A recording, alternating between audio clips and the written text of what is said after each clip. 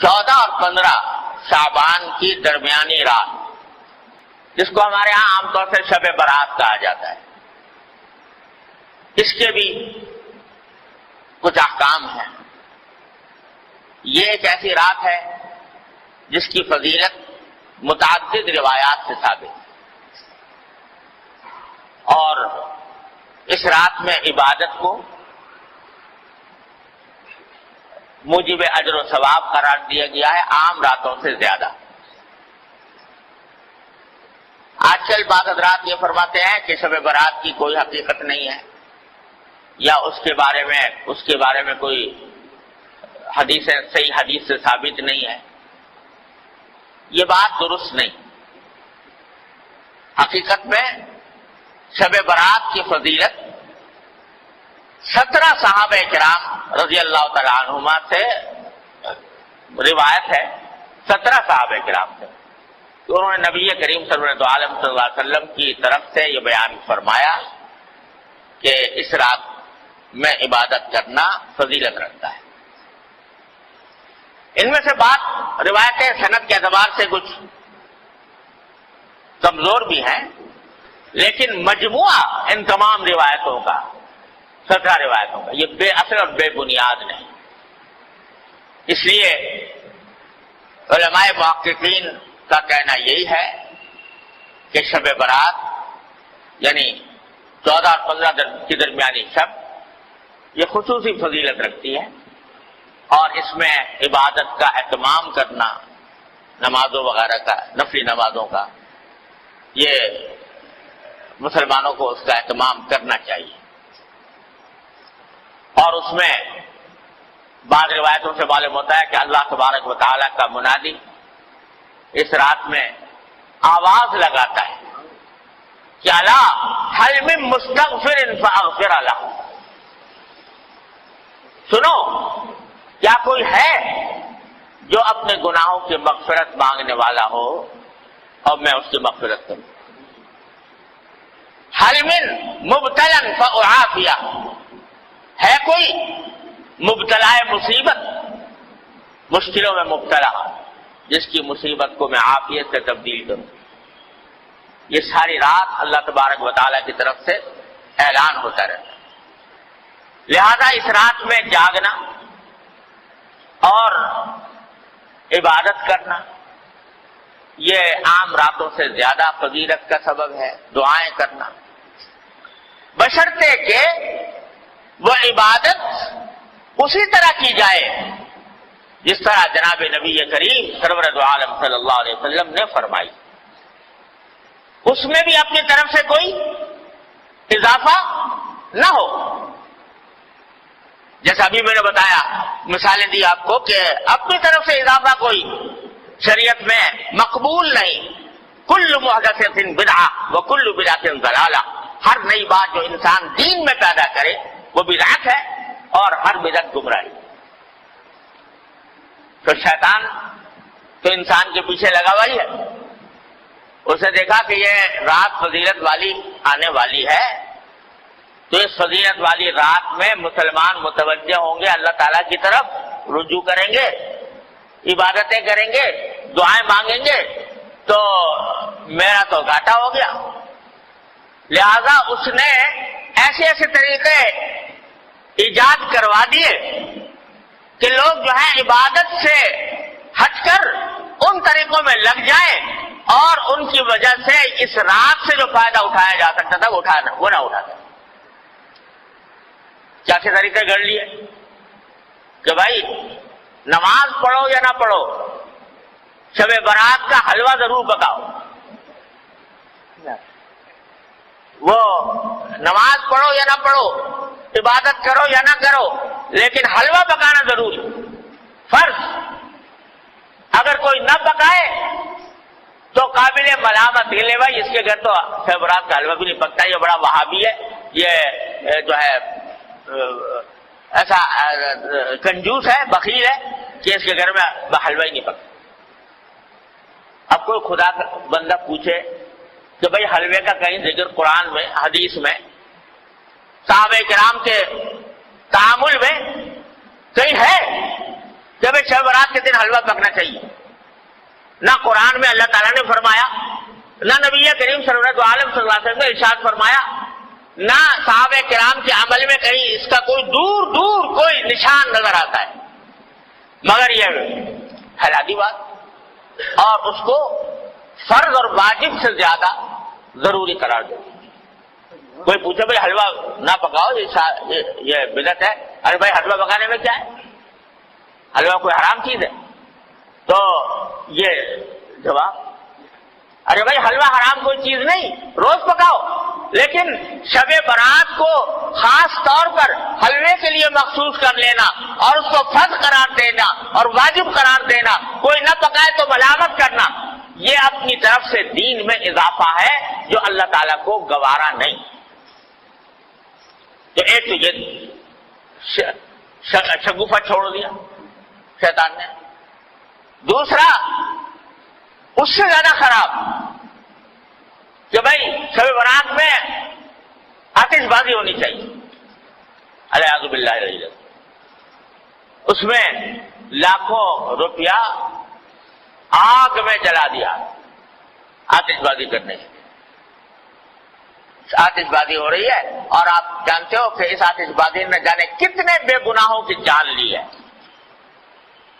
بوری بازار کراچی کا آج بھی گواہ ہے اسی شب برات کی آتش بازی کی ہلاکتوں کا گواہ ہے کہ کس طرح پورا کا پورا بازار جو ہے وہ نظر آتش ہو گیا، جل کر بھسم ہو گیا. اب یہ بھی وہ بات ہے کہ نہ قرآن میں، نہ حدیث میں، نہ صحابہ کرام کے تعامل میں، نہ بزرگان دین کی وصیتوں میں کہیں بھی نہیں اپنی طرف سے شب برات کے ساتھ آتش بازی کا شگوفہ چھوڑ دیا. یہ شیطان حلوہ پکانا تو چلو بھائی عام دنوں میں جائز تھا، حلال تھا. یہ آتش بازی جو ہے تو عام دنوں میں بھی اس طرح آتش بازی کرنا کہ جس میں پیسے کا ضیاع ہو، جس میں جانے ضائع ہونے کا اندیشہ ہو، یہ تو عام دنوں بھی حرام ہے. تو اس مبارک رات میں جس میں اللہ تعالیٰ گناہوں کی مغفرت مانگنے کو فرما رہے ہیں، جس میں دعائیں مانگنے کے فرما رہے ہیں، اس میں یہ کام کرنا تو اتنی بڑی بری بات ہے. یہ چھوڑ دیں. تیسرا یہ کہ بھائی یہ راتیں جو ہوتی ہیں جس میں جاگنے کا حکم دیا گیا ہے عبادتوں کا، اس کا اصل طریقہ یہ ہے کہ آدمی براہ راست اپنے پروردگار کے ساتھ رابطہ اور رشتہ قائم کرے، تنہائی میں، خلوت میں اللہ تبارک و تعالیٰ کی بارگاہ میں حاضر ہو، وہ ہو اور اس کا اللہ ہو، اور وہ اس میں عبادت بھی کرے، سجدے بھی کرے، دعائیں بھی مانگے، تلاوت بھی کرے. جتنا آدمی خلوت میں، تنہائی میں اللہ تبارک و تعالیٰ کی عبادت کرے گا، اتنا ہی اللہ کے ساتھ مضبوط تعلق پیدا ہوگا، اتنا ہی اجر و ثواب ملے گا، اتنی دعائیں انشاءاللہ قبول ہوں گی. لیکن بعض اوقات یہ بھی ایک قصہ کھڑا ہو گیا کہ اس میں جلسوں کا سلسلہ شروع ہو گیا. جلسے ہو رہے، راتیں جو ہیں وہ جلسے کی انتظامات ہی میں صرف ہو رہی، کھانے پک رہے ہیں، دیگیں چڑھ رہی ہیں، دعوتیں ہو رہی ہیں. تو نتیجہ یہ کہ وہ اوقات جن کا لمحہ لمحہ قیمتی تھا وہ جلسوں کے انتظامات میں صرف ہو رہا ہے، دیگیں چڑھ رہی ہیں، کھانا پک رہا ہے اور لوگ دعوتیں کر رہے ہیں. ارے بھائی یہ اللہ نے رات عطا فرمائی ہے، یہ اس کا جتنا بھی حصہ موقع مل جائے، اچھا تو ایک پوری رات پوری نہ ہو سکے، جتنا موقع مل جائے گوشہ تنہائی میں اپنے اللہ سے رابطہ قائم کرو، جیسا کہ نبی کریم سرورت عالم صلی اللہ علیہ وسلم فرماتے. تو اس میں نمازیں، نفل نمازیں پڑھے، لمبی لمبی صورتیں اگر یاد ہیں وہ پڑھے، دعائیں کریں، مناجات مقبول دعائیں، نبی کریم صلی اللہ علیہ وسلم کی دعائیں وہ کریں، اپنے ذات کی دعائیں کریں. آج پوری امت مسلمہ ایک عظیم آزمائش میں مبتلا ہے اور ہمارا ملک خاص طور پر گھرا ہوا ہے، تمام چاروں طرف سے خطرات اور فتنوں میں گھرا ہوا ہے. اس کے لیے دعا کریں اور اللہ تبارک و تعالیٰ سے مانگیں. اس کام میں اس رات کو صرف کرنا چاہیے. اللہ تعالیٰ اپنے فضل و کرم سے ہم سب کو اس کی توفیق عطا فرمائے. اور بھائی اس کے بعد اگلے دن جو ہے یعنی 15 شعبان، اس کے روزے کے بارے میں کوئی حدیث صحیح نہیں. یہ جو مشہور ہے کہ اس رات کا، اس دن کا روزہ رکھنا جو ہے وہ خاص طور پر اس دن کا روزہ، اس کے لیے جو حدیث آئی ہے وہ بہت کمزور، ضعیف ہے، قابل اعتبار نہیں. البتہ ابھی بات کر چکا ہوں کہ شعبان کے سارے ہی مہینے میں آپ روزے رکھا کرتے تھے، سارے مہینے کے اکثر ایام میں روزے رکھا کرتے تھے. لہذا وہ فضیلت جس طرح آج کے دن کو حاصل ہے، اسی طرح کل کے دن کو بھی حاصل ہے، پرسوں کو بھی حاصل ہے، ترسوں کو بھی حاصل ہے. اور جنہوں میں نہیں رکھ سکے اس دن رکھ لو. لیکن خاص طور سے 15 شعبان کے روزے کی کو زیادہ فضیلت سمجھ کر روزہ رکھنا مناسب نہیں. لیکن سارے شعبان میں جب بھی موقع مل جائے رکھ دیا جائے. اس طرح اس شب برات کو، اس رات کو گزارنا چاہیے. اللہ تبارک و تعالیٰ سے دعائیں کرنی چاہیے. البتہ ایک بات اور سمجھ لیجئے، ایک روایت میں آتا ہے کہ اللہ تعالیٰ اس رات کے بارے میں بھی آتا ہے، شب قدر کے بارے میں بھی آتا ہے کہ اللہ تعالیٰ اس رات میں اتنے لوگوں کی مغفرت فرماتے ہیں جس میں قبیلہ کلب کی بکریوں کے بال. آپ نے یہ فرمایا، قبیلہ کلب بہت بڑا قبیلہ تھا، ان میں بکریاں بہت ہوتی، ہر بکری کے جسم پہ بال بہت ہوتے. تو سارے قبیلے کی بکریوں کے بال جتنے ہیں اتنے انسانوں کے لگا مغفرت ہوتا، مگر فرمایا 2 آدمیوں کی مغفرت نہیں. اللہ بچائے. ایک وہ جو کسی مسلمان سے کینہ رکھتا ہو کسی مسلمان سے. کینے کے معنی یہ کہ اس کی بدخواہی پر آمادہ ہو، بلا وجہ اس کو برا سمجھ کر اس کو تکلیف پہنچانے اور اس کو ذلیل کرنے کی فکر میں رہتا ہو. اللہ بچائے. ایک تو اس کے گناہ معاف نہیں ہوتے اس رات میں، اور ایک فرمایا وہ جو اپنے پاجامہ، شلوار، پتلون جو بھی پہنے ہوئے ہے اس کو ٹخنوں سے نیچے لٹکائے. اللہ بچائے. تو اس کے بارے میں بھی اس حدیث میں آتا ہے.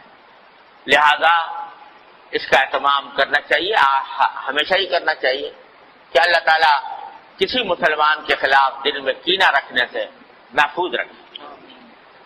ارے بھائی، کوئی اگر کسی سے کوئی غلطی ہوئی ہے تو اس غلطی کا اس سے بتا دو، معاملہ صاف کر لو. کوئی شکایت ہوئی ہے، شکایت گلا کر کے معاملہ صاف کر لو. اور تمہیں شریعت نے یہ بھی حق دیا ہے کہ جس نے جتنی تکلیف پہنچائی ہے تم اتنی اس کو بھی پہنچا دو، بدلہ لے لو برابر سرابر کا.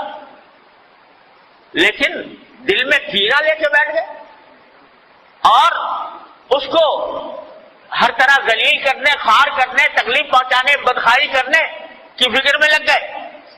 یہ چیز جو ہے وہ اتنی بڑی گناہ ہے، اتنا بڑا گناہ ہے کہ اس رات میں بھی معاف نہیں. اسی طرح یہ بھائی آج کل بہت ابتلا ہے اس میں ٹخنوں سے نیچے لٹکانے کا. اللہ تعالیٰ ہر مسلمان کی حفاظت فرمائے. یہ حدیث میں فرمایا کہ یہ اصل میں تکبر کی علامت ہے یہ. اور تکبر ایسی چیز ہے جو اللہ تبارک و تعالیٰ تکبر کو کسی قیمت پر برداشت نہیں فرماتا.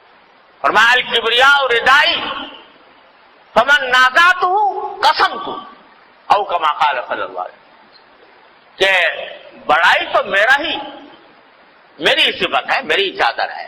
جو کوئی مجھ سے اس میں جھگڑنا چاہے گا اس کی گردن توڑ دوں.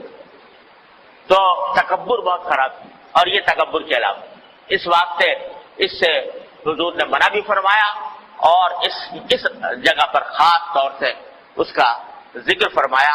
اس کا بھی بھائی ہر مسلمان، کیا اس میں فائدہ ہے کہ آدمی لٹکا لے، ٹخنوں کے لیے چلا جائے گا تو کیا فائدہ حاصل ہو جائے گا، کون سی دولت مل جائے گی، کون سی لذت حاصل ہو جائے گی. لیکن نبی کریم صلی اللہ علیہ وسلم کے حکم کی مخالفت ہوگی، اتنی بڑی وعید کا سامنا کرنا ہوگا. اللہ تبارک و تعالیٰ اپنے فضل و کرم سے، اپنی رحمت سے ہمیں اس رات سے صحیح فائدہ اٹھانے کی توفیق عطا فرمائے اور اس میں اللہ تعالیٰ کی رحمتیں اور برکتیں جمع کرنے کی توفیق عطا فرمائے اور اپنے غضب اور اپنی ناراضی کے اسباب سے ہماری حفاظت فرمائے. ہاں بھائی یہ بات بھی رہ گئی کہ شب برات میں قبرستان جانے کا مسئلہ. ایک مرتبہ ایک روایت میں آتا ہے کہ ساری حیات طیبہ میں رسول کریم صلی اللہ علیہ وسلم ایک رات، ایک روایت میں ہے، وہ سندن اتنی زیادہ مضبوط بھی نہیں ہے، لیکن بہرحال اس میں آتا ہے کہ آپ جنت البقیع تشریف لے گئے اور وہاں پر دعائیں فرمائیں، قبلہ رو ہو کر دعائیں فرمائیں. لیکن یہ ساری زندگی میں ایک ہی مرتبہ یہ واقعہ ہے، آگے پیچھے ہر سال جانے کا کوئی معمول نہیں تھا. لہذا اگر کوئی شخص جائے اس نیت سے کہ ایک مرتبہ حضور تشریف لے گا میں بھی چلا جاتا ہوں تو کوئی حرج نہیں، لیکن اس کو ایک مستقل سنت قرار دینا کہ ہر سال جانا ضروری ہے، یہ سمجھنا درست نہیں. اس طرح اگر کوئی شخص اگر جا کر اپنے مردوں کے حق میں دعائیں کرے، اپنے حق میں دعائیں کرے تو اس میں کوئی مذائقہ بھی نہیں. نہ موم بتی نہ اگربتی، سب ایمان کا نور چاہیے، موم بتیوں اگربتیوں کا نور. وآخر دعوانا الحمدللہ رب العالمین.